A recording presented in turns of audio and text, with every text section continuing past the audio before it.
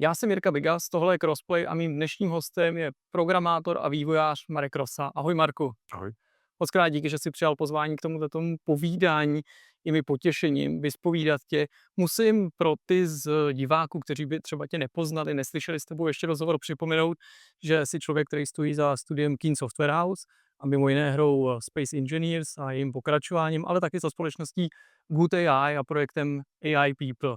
Možná ze všeho nejdřív bych ale rád začal tímhletím příjemným a typickým prostorem, ve kterém se nacházíme v oranžérii v Praze. To není úplně běžná kancelář softwarové společnosti, když to tak řeknu. Jak ses vlastně k tomuhle místu dostal? Co tě přimělo zajímat se o jinou budovu, než jsou nějaký klasický ofisy? Tak ja som odjakžiaľ vlastne mal taký plán, že ako náhle ako zarobím dosť peňazí, tak budeme mať, alebo si kúpime vlastný office, aby sme ako neboli niekde v nájme. A chcel som to mať ako vlastné, že vlastne to aj si to môcť zariadiť, jak chcem a tak. A druhá vec bola tá, co sa postupne vo mne vyvíjalo, taký nejaká keby láska alebo záujem o skôr klasickejšie umenie alebo klasickejšiu architektúru, než také tie hypermoderné ofisy. A vlastne my sme dlhý čas boli v nejakých ofisoch v Karline a počase ale sa mi to možno aj úplne znechutilo, ale som si hovoril, že proste takých office buildingov je v Prahe 100, všetky sú úplne rovnaké vo výsledku a ako dýcha z toho taký ten korporátny život, že proste prídeš tam jak nejaký robot, vieš, odrobíš si tých svojich pár hodín a ideš potom domov a tak ďalej. A tak som si povedal, že no tak to nemôžeme proste takto robiť, že aj keby sme si niečo kupovali, tak to nemôže byť vlastne len nejaká ďalšia korpo budova. A tak potom pár rokov dozadu sme mali predĺžovať nájom, tak som si povedal, že no, tak teraz je tá správna doba to ako ukončiť a nájsť si niečo nové, tak sme začali hľadať. A ono samozrejme nájsť nejakú budovu v Prahe je strašne ťažké, lebo ako na predaj toho není tak veľa, že ako sa to moc neponúka, alebo minimálne tie, čo by mňa zaujímali. No a ale sme mali šťastie, pretože vlastne bydlíme kúsok odtiaľto a o tejto budove som teda vedel už predtým. No a keď som videl, že znovu ju ako dali do ponuky, tak vlastne som moc nerozmýšľal, hneď sme ju kúpili a potom sme si ju tak trošku zariadili, aby nepôsobila ako office. Že vlastne to bolo ako také naše KPIčko, čo sme si dali, že nech to nepôsobí ako office, nech to pôsobí ako domácnosť, alebo ako nejaké, ani ne že múzeum, ale vieš niečo také klasickejšie. Takže tak sme to zariadili a no a ja sa tu cítim dobre a vzhľadom na to, že po covide vlastne väčšina ľudí aj tak začala chodiť, alebo teda prestala chodiť do práce a robí skôr z domu. A zároveň minimálne polovica aj viac našich ľudí je v zahraničí, takže zase tak veľa ľudí sem nechodí, ale ja to berem ako, že to je také moje sídlo, vieš, keď mal král, proste aké to svoje sídlo, ľudia mu tam chodili. Takže ako pre mňa je to fajn. A samozrejme pre tých pár ľudí, ktorí sem chodia a keď máme raz za rok akú akciu, že prídu všetci a kolegovia z celého sveta sem pricestujú, tak je super mať niečo vlastné.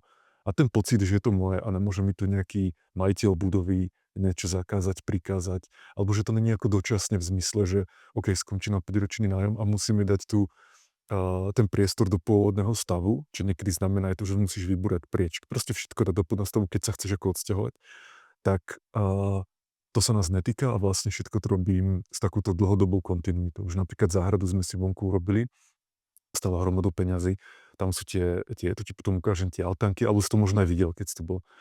Tie altánky a ja neviem, tá rímska dlažba, mozaika a tak. A to keby bol prenájom, tak samozrejme to by som nerobil. Hm. Tvoje jméno tvého studia se často zmiňuje po boku těch nejúspěšnějších, největších českých společností, Bohemia Interactive, SCS Software, Beat Games pochopitelně a další. Řekl bys, že ten prostor, ve kterém se nacházíme a ve kterém pracuješ, tak trochu odráží i třeba to tvý přemýšlení o práci, o vedení firmy, že se právě tomu korporátu klasickému chceš vzálit trošku? Tak ja si myslím, že ako teoreticky by to pekné prostredie malo vplývať na ľudí, že by malo ako inšpirovať, nastavovať nejakú laťku ako vyššie a tak ďalej. Ale fakt je ten, že aj predtým sme mali tú laťku vyššie a ako makali sme a tak. Prípadne ešte iná vec, že jak som hovoril, že väčšina našich ľudí robí remote, takže vlastne to, že byť v jednom office ani není nejaký nástroj, ktorý vlastne môžeme používať na zvýšenie produktivity alebo nejakej súdržnosti toho týmu a tak ďalej, pretože vlastne väčšina ľudí je ako remote, takže musíme používať úplne iné metódy na to, jak sa zorganizovať, jak sa motivovať, jak sa inšpirovať. A evidentne nám to funguje, pretože ako sme schopní napríklad Space 1 alebo Space 2 releasovať ako na čas a tak, takže sme to zvládli a ten priestor k tomu tým pádom není potrebný, si myslím. Alebo jak iné štúdia som zachytil, že niektorí sú ako nešťastní z toho, keď majú tých ľudí remote Mhm. a naopak chcú všetkých ako on-site a ako náhle majú niekoho remote, tak vlastne sú z toho nešťastní, lebo ako neveria, že ten človek robí a tak. A ja som si tiež hovoril, že OK, jak si toto môžem vlastne overiť? Ale fakt je ten, že ja viem, kto na čom robí. Máme to v našom týme ako naplánované, keď sa robí roadmapa vždycky na úroveň ako Mendejov. Potom viem, koľko to tým ľuďom reálne trvalo dodať a keď je tam plus minus proste, ako ne všetko sa stihne na čas a tak ďalej, to je ako klasika, ale keď viem, že niečo mohlo trvať napríklad 10 Mendejov a dodalo sa to za 7 alebo za 12, tak to už je tak nejak šum a fuk. A, ale viem, že proste je to v poriadku, že ten človek sa ako nefláka. A samozrejme, keď niekto, ja neviem, za 20 Mendejov neurobi to, čo sa dalo urobiť za 3 Mendeje, tak viem, že je nejaký problém s motiváciou toho človeka a potom to riešime, alebo sa rozlúčime, hej, že nemôžeš ako dôverovať takému človeku. Takže takto to riešime. A tá fyzická prezencia není, si myslím, potrebná. Že neviem, či by sme boli efektívnejší úprimne, keby sme boli ako on-site. Hmm. No, docela jsem tím nahrál, sám jsem bych se tě na to býval chtěl zeptat, protože přesně teď se nacházíme v takovém post-covidovém období, kdy ten původní optimismus práce z domova u spousty společností je vidět, že vyprchává, nebo se v tom hledá třeba příčina i nějakých potíží. Řekl bys, že to neomezuje ani tu kreativní složku té práce, nějaký momenty, kdy se potřebujete radit, hledat nový nápady, prostě i tohle vyřešíte přes internet? Jo, ja si myslím. A hlavne môžem porovnávať, že ja neviem, 10 rokov alebo koľko sme vtedy fungovali ako v ofisoch predtým a môžem to porovnať teraz. A si myslím, že ten trik není v tom byť ako pohromade alebo nie, ale to, ako manažuješ tú prácu a tých ľudí.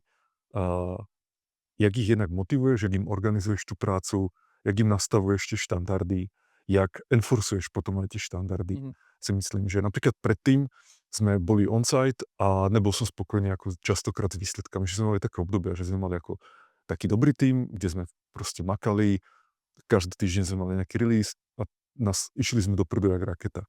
A potom zase mali povedzme, že väčší tím, kde sme neboli zladení dohromady, nebola tam nejaká štruktúra, ľudia si robili, čo chceli a vlastne vo všetko to nikam nešlo, ale boli sme v jednom office. Takže to, že byť v jednom office si myslím, není ten kľúčový faktor. Ja skôr myslím, že to, jak sa zorganizuje tá práca, akých ľudí si vyberieš a akých ľudí si nevybereš. Že toto sú oveľa dôležitejšie veci, než byť pohromade. Samozrejme, ale ja si myslím, že byť pokope v jednom priestore je ako super, je tak príjemnejšie, že taký ľudskejší kontakt.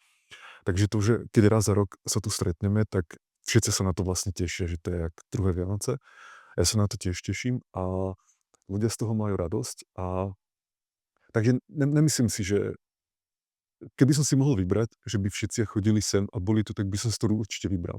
Ale zase to, že máme takto možnosť naherovať aj ľudí, ktorí inak by sa do Prahy alebo teda do Čiech nepresťahovali, tak nám to zase otvára tie možnosti v tom hiringu docela a to si myslím, že je dôležitejšie pre nás vo výsledku, než byť pohromade. Ale keby som ako mal nejaký čarovný prsten, tak by som samozrejme všetkých presťahoval sa. Bolo by to príjemnejšie, si myslím. Lebo by sme sa tu proste stretávali a tak. Ale ako hovorím, ja si myslím, že dôležitejšie skôr tá kultúra tej firmy, tie štandardy, to potom ako enforcovanie tých štandardov a taká nejaká disciplína, že to je dôležitejšie, než byť na jednom mieste.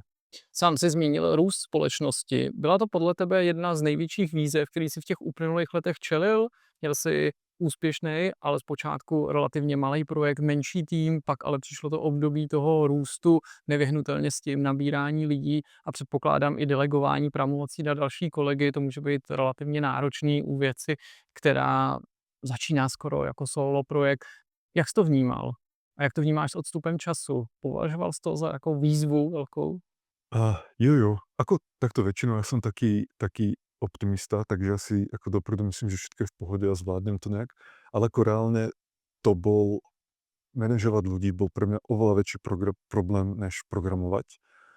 Pretože programovanie, vieš, tam keď tomu rozumieš, je ti to jasné, je to predikovateľné, vieš si izolovať tie problémy, alebo to, čo není predikovateľné, tak si to vieš ako odizolovať, je to v poriadku, ale s ľuďmi je to častokrát tak, že nevieš, čo je motivácia toho človeka, aké sú jeho schopnosti, jak si overiť, či vlastne ako je prínosný, není prínosný. Teraz potom môžu mať ľudia medzi sebou nejaké problémy, že sa začnú nejak hádať, alebo ten nemá rád toho a tak ďalej. Teraz, a, jak to ako diagnostikovať, vieš, lebo ja mám proste, môj mozog je taký, že ja sa snažím ako všetkému pristúpať, ako keby to bol nejaký programátorský problém, takže ako sa snažím pochopiť, diagnostikovať, predikovať, debugovať a otestovať a tak ďalej. A s tým ľuďmi to bolo ako veľmi ťažké, pretože som vlastne fakt nevedel, že ako, jak to povedať, jak ich riadiť v zmysle, že povedzme niekto dostal nejakú úlohu, nerobil to a ja som teraz nevedel, tak čo mám robiť, vieš, že a napríklad mi tvrdil, že tá úloha nemá zmysel alebo tak. A ja si hovorím, že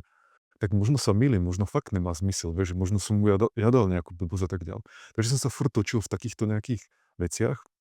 Samozrejme, čo bolo dobré, že pár šikovných ľudí sa vyfiltrovalo a to je strašne kľúčové, že takých tých ľudí, ktorí to vidia veľmi podobne ako ja z hľadiska tých štandardov a z hľadiska aj tej kultúry a tak. A takisto som veľký čas strávil aj tým, že som sa bavil s inými podnikateľmi alebo všelijakými mentormi a tak ďalej, že jak vlastne riadiť ľudí, že jaké sú ako pravidlá na to, alebo jak to robiť.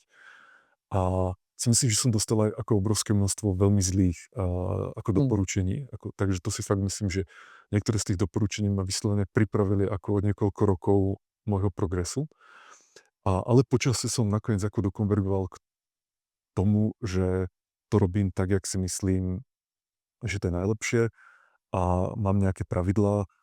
A napríklad práve to je to, že ako fakt chápať, čo sú tie štandardy a nezľovovať z nich. Že keď tu bude nejaký človek, ktorý napríklad jednoducho nezvláda tú prácu, ktorú od neho potrebujeme, ale inak je to fajn človek, je super a tak ďalej, ale nezvláda to, tak ten štandard je, že tak sa s ním proste rozlúčime. A jednoducho nepremýšľame nad tým tak, že chudáčik alebo čo s ním bude a tak ďalej, ale je to tak, že ne, tento projekt potrebuje človeka s nejakými capabilities a keď to není schopný urobiť, tak je naša povinnosť voči projektu, voči tej našej misii, ale v podstate aj voči tomu človeku ho nahradiť niekým, kto to bude zvládať.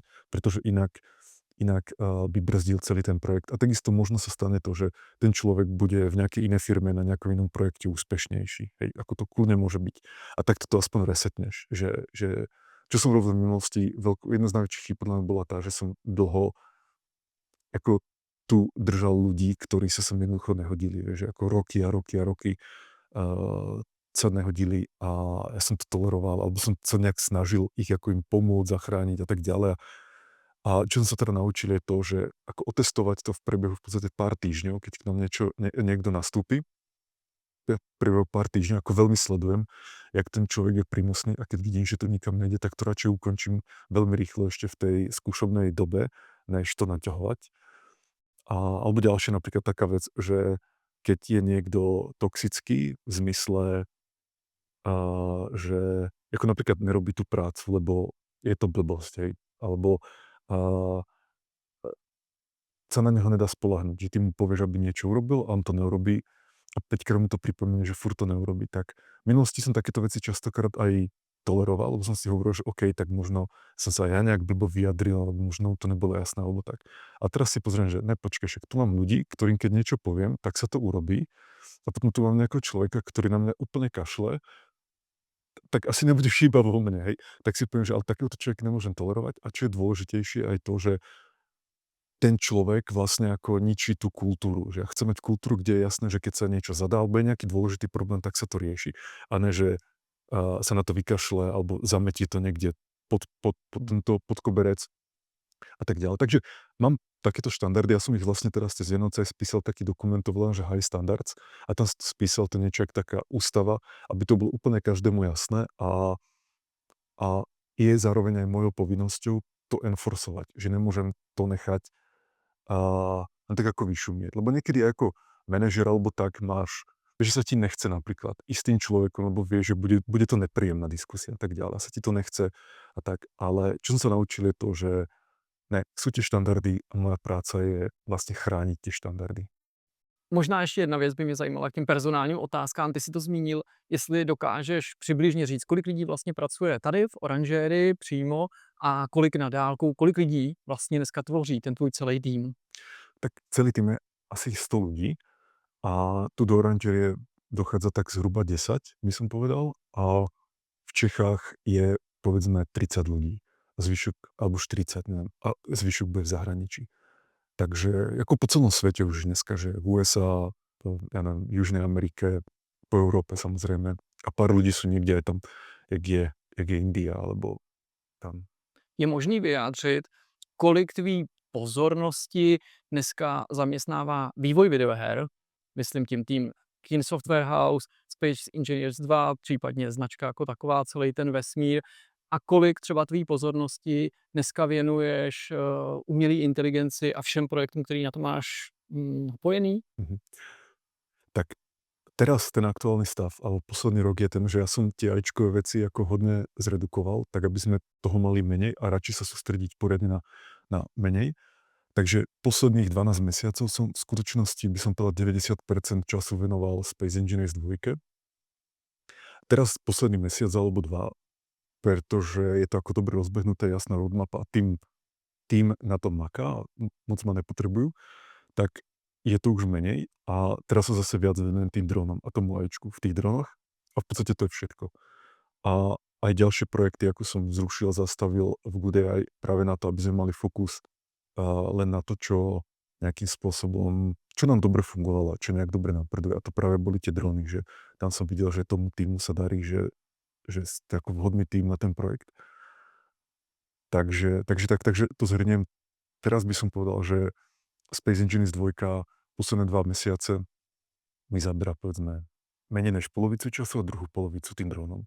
Jak jsou na tom AI People? Je to projekt, který je třeba spíš utlumený teď na té druhé koleji vedle těch dronů, nebo je to pořád koncept, který rozvíjíš, ať už jako samostatnou hru, samostatný titul, nebo spíš jako middleware, který byste nabízeli dalším společnostem?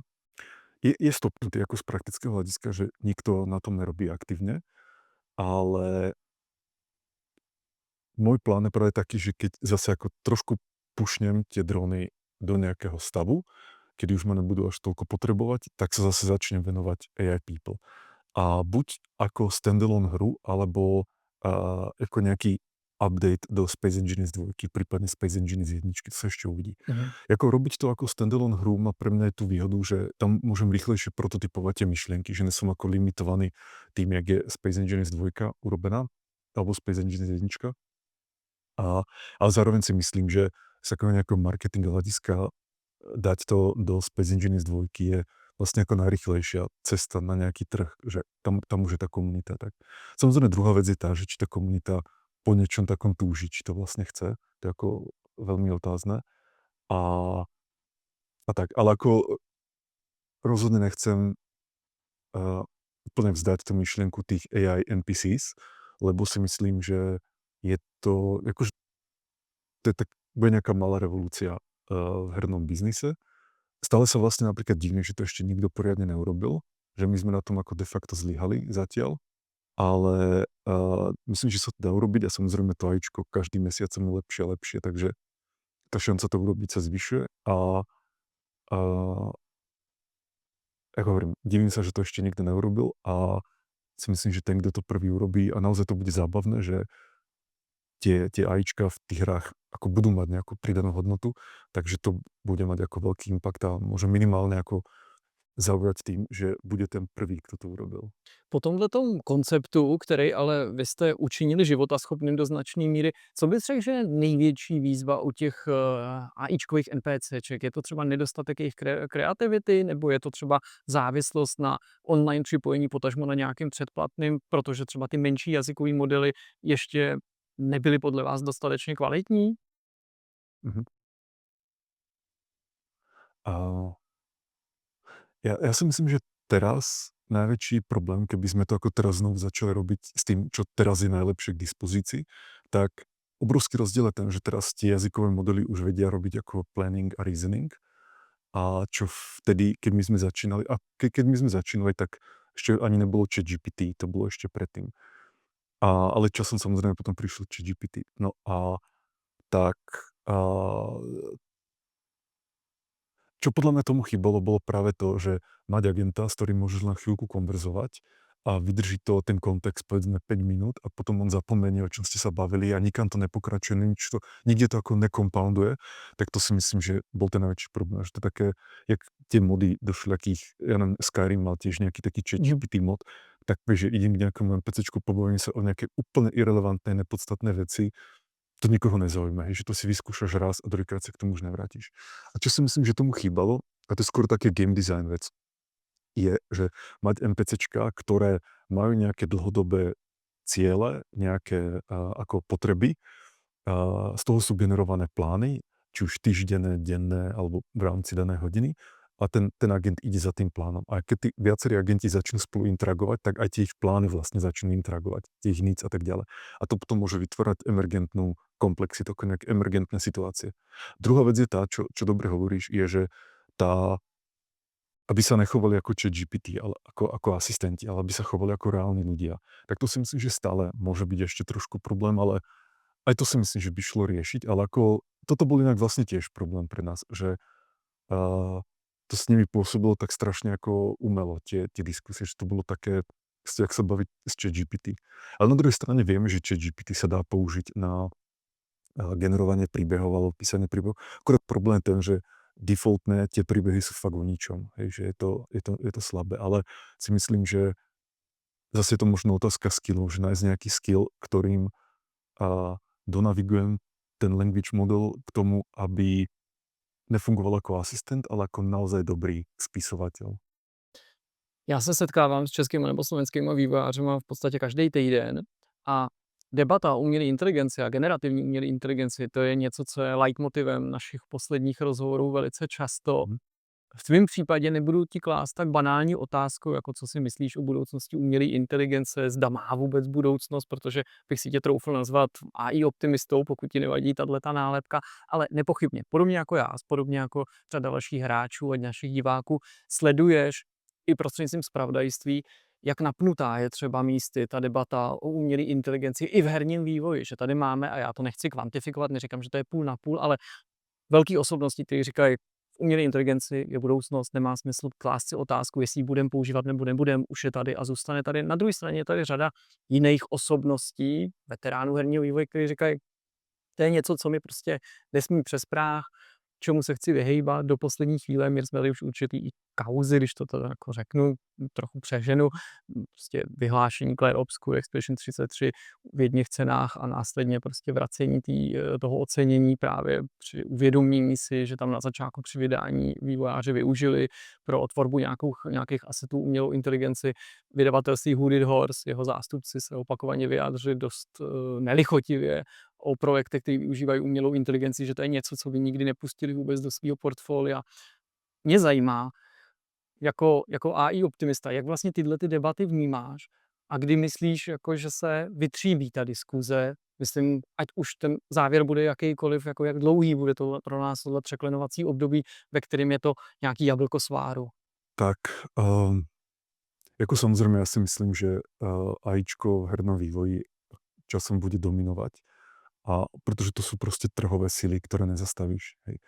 A že jednoducho, keď niekto bude používať AIčko na vývoj hier a ty nebudeš, tak mu proste nemôžeš konkurovať, ako to je tá pointa. To je, keby si chcel robiť hry a z nejakého dôvodu sa rozhodneš to všetko robiť v assembleri a kresliť, ja neviem, v tom Painte vo Windows a nebudeš používať nejaké ako užitočnejšie alebo pohodlnejšie nástroje, Myslím. tak proste budeš zaostávať.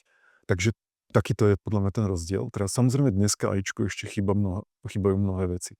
Že napríklad v tom písaní príbehov není dostatočne kreatívne. A to je jedna vec. Druhá, napríklad na programovanie, v podstate až teraz, posledný mesiac alebo dva, Cloud Code začal byť ako dostatočne neviem, ako schopný na to, aby sa s tým ako fakt dalo ako nejak programovať. A nebolo to len trápenie, že dokola sa ti to ako opakujú nejaké erory a tak ďalej. A ako ľudia vždycky používali ten tool, ktorý im najviac uľahčil život, to je proste úplne prirodzené. Takže toto si myslím, že nezastavíš. A samozrejme bude pár ľudí, ktorí či už z nejakých morálnych alebo tradicionalistických Mhm. dôvodov, alebo len to, aby sa ako dištancovali od niekoho, alebo ako mali nejaké prehlásenie, si myslím, že vždycky bude pár nejakých ľudí.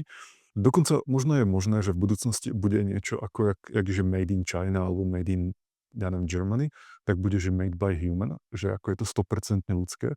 Podobne, jak dneska predsa len ako rozlišuješ medzi obrazom, ktorý napríklad tieto obrazy, čo tu mám, sú väčšinou ako vytisknuté normálne na tiskárne a vnímam, že je to rozdiel, než keby to nejaký maliar ako namaloval Jasně. rukou, že z nejakého dôvodu to úsilie, ktoré do toho ten človek musí dať, má nejakú extra hodnotu a keď reálne na tom výslednom produkte to povedzme nerozoznáš, alebo že povedzme, že by ti na tom ani nezáležalo, ale to, že nejaký človek do toho dal ten krv a pot, z nejakého dôvodu ako oceníš. A a tak. Ale potom je tam proste potrebná tá masová kultúra alebo masový nejaký biznis, kde veci typu McDonald alebo KFCčko ako dominujú, vieš. A nemáš taký nejaký chain nejakého ako super zdravého jedla Hm. alebo takto, takže, takže tak. A takže aj k tým hrám si myslím, že používanie AIčka ako nástroja na výrobu tých hier sa bude využívať a, pretože sa tomu proste nebude dať konkurovať a teraz to bude tak, že ten človek tam má tú kľúčovú rolu, lebo on je ten zdroj toho, sa to nazýva, že taste. A pretože to AIčko povedzme ešte nemá ako dostatočný taste. Takže nejaký talentovaný game developer bude môcť vyrobiť hru, ktorú predtým by potreboval na to obrovský tým, teraz si to proste urobí sám, povedzme za mesiac nejakú hru a dodá tomu ten svoj taste. Takže ja by som ani nepovedal, že to urobilo AIčku tú hru. Ja by som to bral stále tak, že to je človek, ktorý si urýchlil výrobu tej hry tým AIčkom. A časom podľa mňa, ale samozrejme to AIčko bude lepšie aj v tom taste a potom replace ľudí úplne. A vlastne potom už ani nebude mať zmysel robiť hru, pretože ako človek, pretože to AIčko bude schopné generovať väčšie množstvo nápadov, bude lepšie rozumieť, bude schopné to rýchlejšie testovať a iterovať. Takže napríklad, vieš, že nám bude trvať 5 rokov urobiť Space Engines 2, povedzme, a nejaké AIčko to urobí za víkend.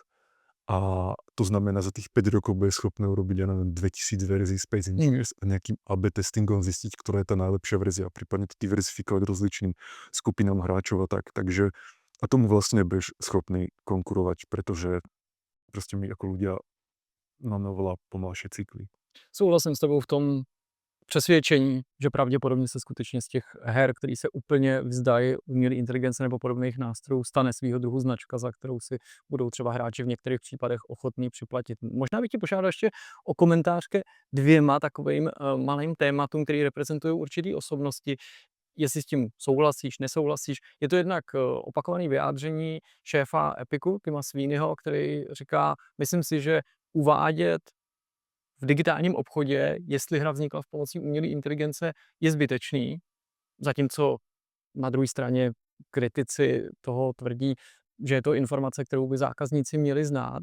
A pak by mě zajímal ještě komentář k jednomu vyjádření a to se týká Ilona Muska, který dost překvapil, řekl bych, hráče tou ideou, že v horizontu 1 roku může nechat umělou inteligenci vytvořit celou novou tříáčkovou hru. Jak se stavíš k těmto dvěma komentářům? Tak to prvé, ten Sweeney, tak s tým vlastne súhlasím.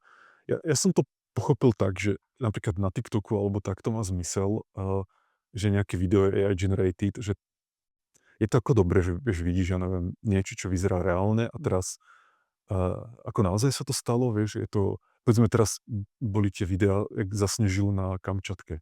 A ako vlastne doteraz, neviem, že či to bolo AI videa, alebo či to bola realita, že ako nepatral som po to, nechcel sa mi, ale nezistil som to. No a takže v takéto ako keby tých veciach, čo sa týkajú nejako reportáže reality, si myslím, že to má zmysel, ale u tých hier ja si myslím, že to je úplne zbytočné. A že pokiaľ niekto urobí hru a je to vlastne AI slop, že vyslovene si len nechal vygenerovať nejaké veci kódom a hodil to na nejaký ten store, tak si myslím, že ľudia by to mali ako rozoznať. A pokiaľ to nerozoznajú, alebo pokiaľ aj napriek tomu hrajú tú hru a ich baví, tak vlastne na tom nezáleží, či to bolo vytvorené AIčkom.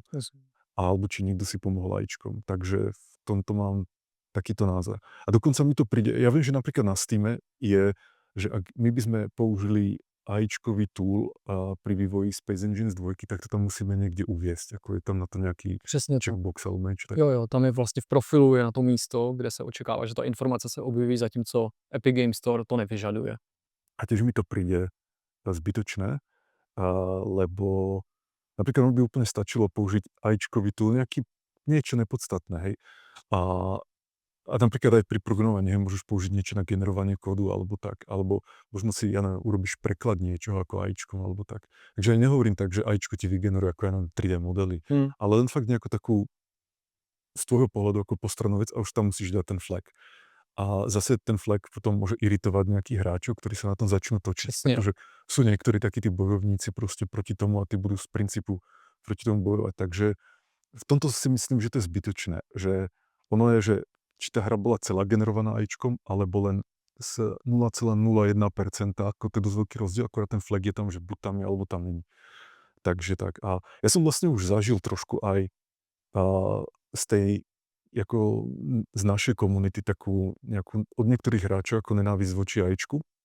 Som zrovna pred pár týždňami skúšal Claude Code na Space Engines 2. Som proste zobral naše zdrojaky, pustil sa na tom Claude Code a som mu povedal, nech v tom main menu pridá taký ako Starfield efekt, že aby tam ako tie hviezdy leteli. A potom som mu povedal, aby tam pridal Goodbota, ako takého chatbota, ale len mockup, tiež do toho main menu. A čo bolo super, že on ten Claude Code fakt pridal.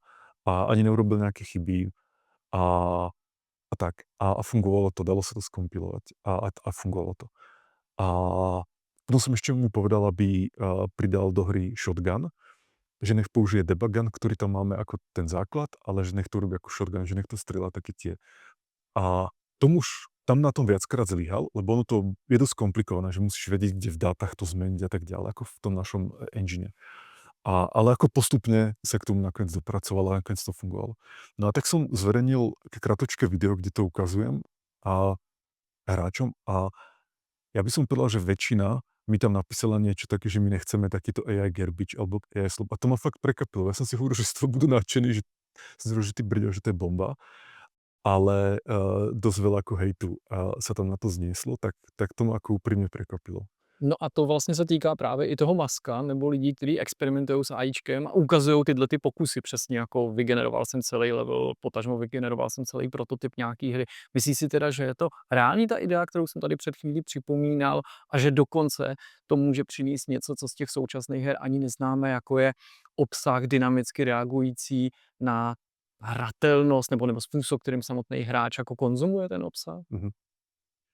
Takto myslím si, že do roka to nebude možné, práve aj preto, že to vlastne by si potreboval agenta, niečo je ten Claude Code, ktorý jednak vníma aj tú vizuálnu stránku, aj tú zvukovú a má všetky možné tooly na výrobu grafiky a tak ďalej, aby ako vedel tam práve nastaviť ten taste, aj nejaké game design princípy a tak ďalej.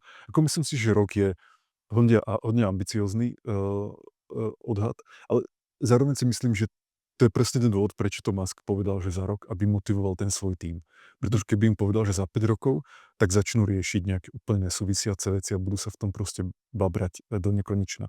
Keď im dá rok, tak musí ako katovať tie requirementy a ísť ako fakt rýchlo po tých kľúčových veciach a možno to bude trvať rok, dva, ale bude to trvať len 2 roky, hej, nebude to trvať 5 rokov, alebo nebude sa to naťahovať do nekonečna. Takže to ja si myslím, je skôr taký jeho management trik. Ale ako eventuálne si myslím, že sa to podarí, že rozhodne niečo také bude možné. Ja som teda ešte úplne nepochopil z toho, či on má na mysli, že to bude hra, ktorá je urobená ako tradične, že máš nejaký kód a nejaké dáta, nejaké asety, alebo či to je hra, kde tie framey generuje v reálnom čase nejaký AI model. Toto mi nebolo úplne jasné, že ktorý z týchto smerov mal na mysli. Ale jeden aj druhý si myslím sa dá urobiť a nemyslím si, že za rok, ale podľa mňa je to dobrý taký plán povedať, že musíme to skúsiť za rok. Lebo aj keď zlyháš, tak sa niekam posúvneš jako dramaticky. Možná poslední věc, která by mě zajímala ještě k tomu AIčku, a to se týká něčeho, čeho se před chvíličku dotknul, když jsi mluvil o těch videích, Kamčatka, jaká je vlastně ta schopnost lidí rozpoznat tu umělou inteligenci právě i s ohledem na to, jaký pokroky dělá. Mě by vlastně zajímalo, jestli si myslíš, že jak máme k dispozici nástroje na tvorbu takového obsahu, který se zlepšují, jestli na druhé straně budou vznikat, rozvíjet se a bude spoleh na nástroje, který nám umožní ověřit, jestli ten obsah vznikal právě s umělou inteligencí. To se samozřejmě úplně netýká toho, že bychom my jako hráči kontrolovali vývojáře, jestli nám nelžou, jestli náhodou tu umělou inteligenci nepoužili, týká se to spíš těch videí, ale je to něco, co mě často napadá právě třeba i v souvislosti s tím zmíněným oceněním pro Clair Obscur, vráceným oceněním právě při zjištění, teda, že na začátku v té první verzi, která launchovala, byly nějaký asety ještě vytvořený, zapomenutý s pomocí generativní umělé inteligence, protože já jsem si u toho kladl otázku, no jo, ale to je sice hezký závazek, jako já nevím, v naší anketě nesmí být žádná hra, která něco takového využije, ale jak to vlastně kontrolovat, jak to ověřovat, jo, když pomineme tu možnost, že teda bude upřímný ten autor, tak bude vlastně v budoucnu možnost takovejhle obsah rozpoznat spolehlivě? Mhm. Myslím, že technicky nie. Napríklad viem, že Google v tom VO3, tak oni tam dávajú ako nejaké watermarky do toho, Synth ID, myslím sa to volá, alebo niečo také, ale neviem, jak to funguje. Ale že vlastne vieš, schováš nejaké pixle, čo okom je ako nerozoznateľné a prípadne, keby si to chcel nejak odmazať z toho obrázku, tak oni tam v nejakej forme ostanú, hej. Takže tak, ale ako neviem o tom, jak je to ako odolné, napríklad vieš, že zmeníš rozlíšenie alebo nejak sa pohraješ s tým obrázkom, či tam ostane alebo nejako. Toto som naštudoval, ale majú tento Synth ID. Na druhej strane určite budú nejaké open sourceové alternatívy, ktoré to jednoducho nebudú mať v sebe, takže toto video nebude mať v sebe nejaký watermark. Watermark. A, a tak. Potom druhá vec je ísť na to úplne z opačnej strany, že mať nejaký detektor, ktorý by to ako dokázal rozoznať. Ja viem, že v minulosti sa v tom AIčkovom svete ako veľa vecí takto riešilo, že mať ako generátor obrázkov a zároveň detektor, ktorý dokáže detekovať, či to je prirodzený obrázok alebo umelý obrázok. A potom boli také tie Generative Adversarial Networks, ktoré vlastne boli trénované tým, že trénuješ ten generátor a zároveň trénuješ ten detektor, ale nejaké bojujú proti sebe a tým vlastne sa zlepšuje jeden aj druhý. Ten generátor je lepší v tom sa zlepšuje v tom generovaní a ten detektor sa zlepšuje v tom detekovaní. A tak neviem, či to tam není cesta. Ale ako vo výsledku si myslím, že to bude nerozoznateľné pre bežného, doplňujem už to, že pre bežného človeka. No a ona je samozrejme otázka, že koľko ľudí zaujíma, či ten obrázok je, alebo to video je reálne, alebo AI generated. Lebo veľa ľudí častokrát vlastne tie informácie, ktoré prijíma, len používa na to, aby si potvrdili tie ako predpoklady, alebo tie ako názory, alebo to, čomu veria už predtým. Takže veľa ľudí vlastne ani netúži, si myslím popravde, oni skôr túžia len potom si potvrdiť tú svoju nejakú vieru. Ale napríklad si myslím, že by mohli byť niečo, ak máme certifikáty, také tie HTTPS alebo SSL, alebo nejaké bankové certifikáty, alebo niečo také, tak niečo takéto, že niekto ti to zaudituje, podobne ako, ja neviem, auditori auditujú účtovníctvo, alebo ja neviem, notár zaudituje podpis a tak ďalej. Vieš, že ako tieto mechanizmy máme v spoločnosti. Tak niečo také možno bude, čím potom dokáže, že naozaj si to ako ty vytvoril a nikoho si teda nepoužil si AIčko a tak ďalej. A potom možno sa naučíme dôverovať napríklad len takým obrázkom alebo videám, ktoré boli generované, tak kde je ako overené, že to pochádza. Takže napríklad aj teraz, keby som videl nejaké video povedzme z Ukrajiny, tak si poviem, že OK, bolo to AI generated, alebo nie. Ja si myslím, že každý z nás už potrebuje ako nad tým premýšľať. A takisto aj, keby som videl reálne video, tak ja napríklad neviem, jak moc ako zostrihané to video, vieš. Takže to môže byť reálne video, ktoré niekto zostriha, čo sa dalo robiť už pred 30 rokmi, len tak správne, že ako manipulatívne ho zostriha tak, aby na mňa zapôsobila nejaká informácia. Takže podľa mňa to AIčko zase tak nemení tú situáciu, že samozrejme to ako pole možností, jak zaútočiť v podstate na ľudí v tom, že im to dať nejakú nepravdu, sa zväčšilo, ale si myslím, že ten problém tu bol aj v minulosti. A na ľudí to kladie nároky na to vedieť, ako to identifikovať, alebo vedieť napríklad spochybnovať tie veci a byť skeptickejší. Na druhej strane sa môžeme samozrejme dostať do situácie, že už nebudeme veriť ničomu. Vieš? Že si otvoríš noviny a teraz všetko môže byť AI generated, alebo jednoducho je nejaká manipulácia. Ale na druhej strane to je možno aj dneska tak, vieš, že povedzme, že niektorým médiám dôverujem viac, niektorým menej, a niektorým ako vôbec, hej, že viem, že to je ako čistá manipulácia, ale tak to je a um, ja si skôr myslím, že treba ako sa snažiť zvyšovať rezilientnosť tých jednotlivých občanov, aby sa ako jednotliví občania naučili myslieť kriticky a spochybňovať tie veci a tým pádom mali niečo jak taký antivírus alebo nejakú obranu Hm. proti tomu informačnému útoku, ktorý na nich ide z každej strany. Do tohto by som investoval.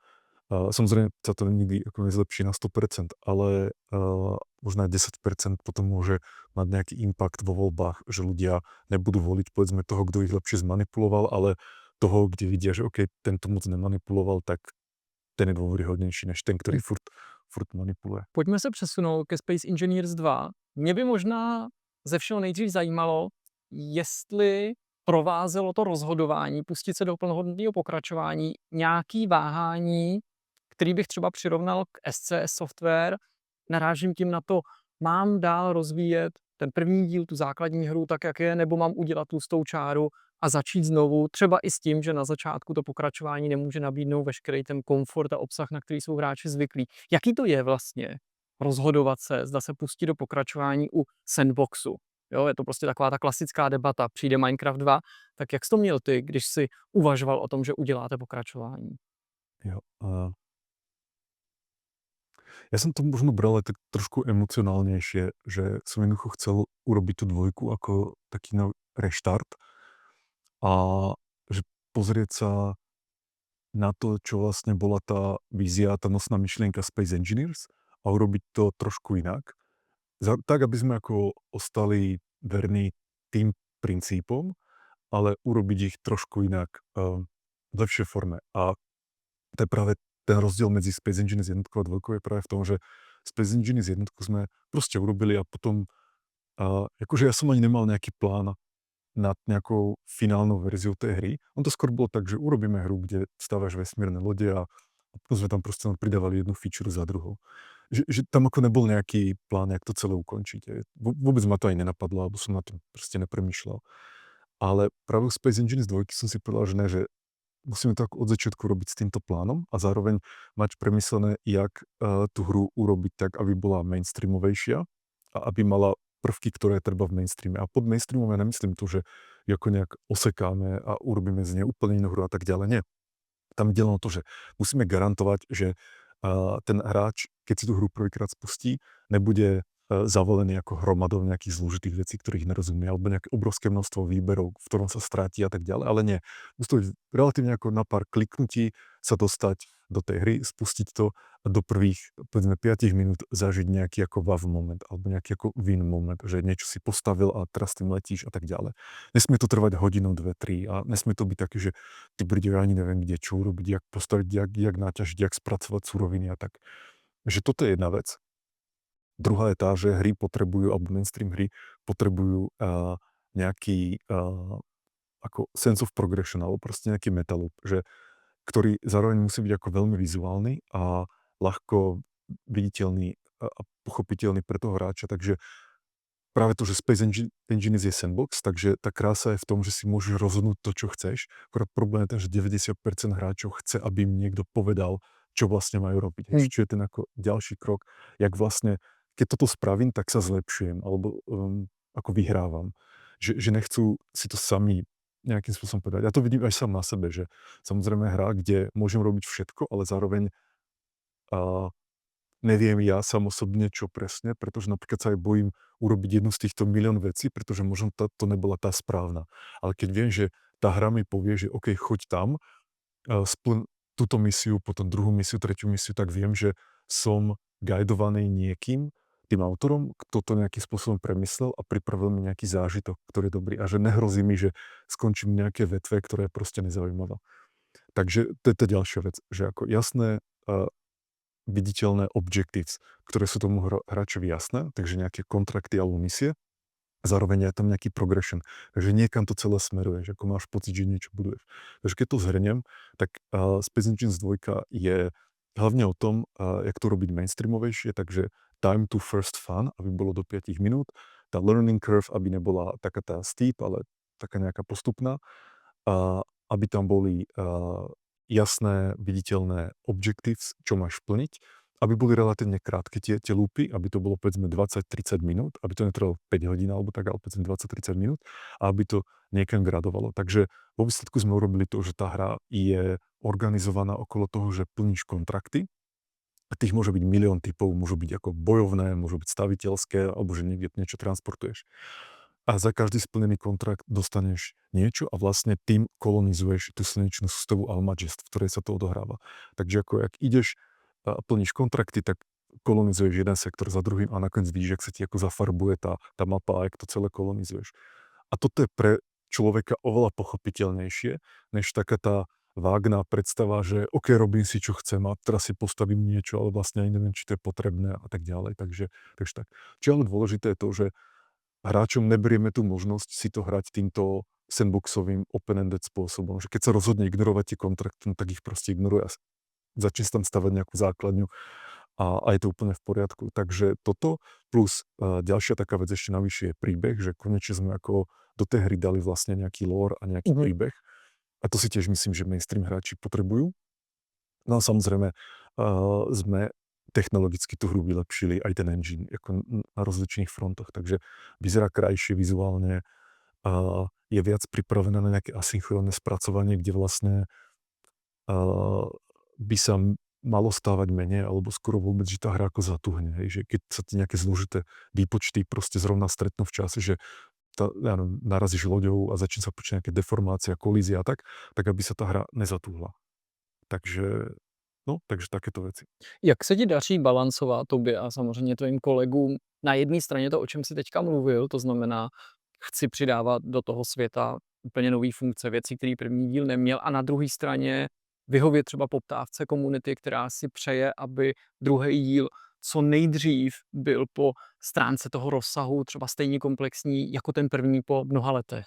Jo, to je dobrá otázka. Ono sa vlastne dá použiť aj tak, že Space Engine 2 je v Early Access už 1 rok a ešte bude povedzme rok alebo 2. A teraz ktorú target audience, na ktorú target audience zameriavať v tých jednotlivých fázach. Že ako na začiatku toho Early Access, v polovici, ku koncu a potom. Tak my sme si vlastne dali princíp, že teraz sa zameriavame na stále sa zameriavame na tú našu komunitu, ale tak, aby tie featurey, ktoré tam dávame a to, jak prioritizujeme tú roadmapu, že tie prvé veci, ktoré robíme, aby mali potenciál pritiahnuť úplne nových hráčov. Takže keď to zjednoduším, poviem to, že nepridávame tam veci podľa toho, aby tá existujúca komunita dostala to, čo chce, pretože tým by sme de facto vytvárali len kópiu SI 1 v SI 2 a to nám nedáva zmysel. To by si mal vlastne dva produkty, ktoré si navzájom konkurujú, pričom ten jeden je furt ešte nedokončený, možno vyzerá krajší a tak, ale je furt nedokončený. Je to vlastne nejaká kanibalizácia, takže vlastne v tom boji nevýhra, tak na čo to robíš, hej? Tak sme si povedali, že ne, budeme radšej tam dávať featurey, ktoré idú týmto mainstreamovým smerom a oslovia mainstreamových hráčov, pričom zároveň to sú featurey, v podstate nové featurey, ktoré SI 1 hráči nepoznajú v SI 1, takže ich to môže do tej SI 2 pritiahnuť, aj keď len dočasne, že si to proste vyskúšajú na pár hodín alebo dní a zase sa vrátia do tej SI 1. Takže takto to prioritizujeme. Takže preto sme napríklad začali tým kreatívnym režimom, v ktorom sme mali ten ako nový Unified Grid systém, kde môžeš stavať oveľa detailnejšie, samozrejme lepšia grafika a tak ďalej. A dôvod bol ten, že ako, toto je tak základná, fundamentálna vec v tej hre, že tým sme museli začať, ako to sa nedá obísť. Potom druhá vec, to bol ten Vertical Slice 2, čo sme videli pred asi 2 mesiacmi, tak ten pridáva planéty, ale to je tiež tak skôr technická vec, a potom pridáva základy survivalu. Takže môžeš tam už ťažiť, stavať, stavať z blueprintov, máme tam nový spôsob, jak stavať takzvané že backpack building, takže sme zjednodušili trošku ten proces, že ty len nad tým drillom naťažíš suroviny a hneď môžeš staviať. Nemáš tam tie medzikroky, ktoré sú v SI 1, že musíš postaviť nejaké assemblery a rafinérie a tam spracovať suroviny a až potom môžeš stavať, čo ako strašne predlžuje ten moment medzi tým, že naťažil som a postavím, tak v tej SI 2 sme to skrátili. Takže toto sú, ja by som povedal, v podstate nové featurey do toho Space Engineers sveta, ktoré sú materializované v Space Engineers 2, ale sú to vlastne nové featurey aj pre SI 1 hráčov, takže majú dôvod si to ísť vyskúšať. A momentálne ten trend vyzerá tak, že 90% hráčov v Space Engineers 2 sú Space Engineers 1 hráči, že len 10% sú úplne noví hráči. A napríklad teraz sme vydali ten Vertical Slice 2, tak sa ako naozaj zlepšil tie také štatistiky, ktoré meriame, že dĺžka sešny, že koľko ako sú v tej sešne, alebo čo ďalšie, retention, že koľko dní vydržia v tej hre a tak ďalej, tak sa nám to všetko zlepšilo, ale zároveň to potom trošku pokleslo a z čoho je vidno, že tí ľudia sa vrátili do tej SI1. Takže zase musíme pridať nejaké ďalšie veci do tej SI2, aby zase to prišli vyskúšať a tak ďalej. Ale cieľ je naozaj ten, aby sa tí hráči časom transferovali do SI2 a plus zároveň, aby sme získali úplne novú skupinu hráčov, ktorí sa doteraz Space Engineers vyhýbali, pretože tá hra bola pre nich príliš komplikovaná. A vlastne to vidíme aj teraz, že sú hráči, ktorí jednoducho idú radšej do tej SI2, pretože je jednoduchšia, tak ako pohodlnejšia na hranie, intuitívnejšia než tá SI1, ktorá je ako veľmi komplikovaná. Takže to vidíme. Ja si myslím, že to len treba vydržať a časom sa to preklopí a viac ľudí bude hrávať SI2 a zároveň viac nových hráčov bude naťahovať SI2 a menej strácať tých hráčov, takže bude raz rýchlejšie než SI1, pretože bude proste viac mainstream friendly a intuitívnejšia. Povídáme si spolu pořád ještě na začátku nového kalendářního roku. Kde by si chtěl mít Space Engineers 2 na konci toho letošního roku, přibližně za 11-12 měsíců? A můžou to být plány ve smyslu prodejů, obsahový plány, platform. Vlastně mě zajímá jakákoliv ta perspektiva, která je pro tebe v tuhle chvíli důležitá, nebo kterou prostě sleduješ. Jo. Tak my máme ako dosť jasné plány, takže na konci roka furt to bude len PC, zase len to je fokus, že chceme sa sústrediť len teraz na jednu platformu, takže bude to na PCčku a budú tam vydané nejaké aktualizácie. Konkrétne tá voda, to znamená celá tá planéta bude mať ako oceán, rozličné vodné plochy, rieky a tá voda je volumetrická, takže ona naozaj tečí a keď postavíš vodnú priehradu, tak sa zastaví, alebo postavíš ponurku, teraz musíš ako utesniť, môže sa s ňou ponoriť na dno, tam nájdeš nejaké suroviny a tak ďalej. Takže bude tam tá voda, potom celý ten kolonizačný loop, o ktorom som hovoril, bude ako dokončený a bude naozaj gamifikovaný v zmysle, že to bude pôsobiť na teba tak, že jasne chcem teraz druhý kontrakt urobiť a ďalšie a ťa to ťaha niekde a ťa to motivuje. Takže toto. Bude tam kooperatívny multiplayer, takže to už budeš si môcť zahrať 4 hráči, ako si budú môcť zahrať dohromady. Budú tam zbrane a taký ten warfare, takže bude sa dať bojovať. Budú tam NPCčka, čo vlastne v Space Engineers 1 nebolo, takže budú tam NPCčka, s ktorými môžeš bojovať, ktorých niekde nájdeš a tak.